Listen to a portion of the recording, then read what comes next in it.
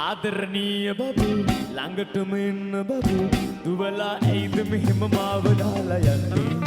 දැන්වත් දෙන්න බබු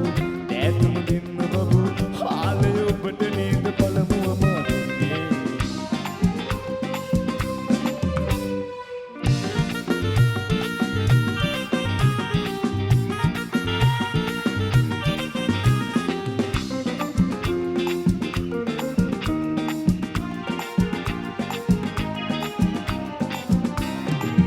එස්ටෙල් කියලා දාන්නේ නයි හුඹසක් වාගේ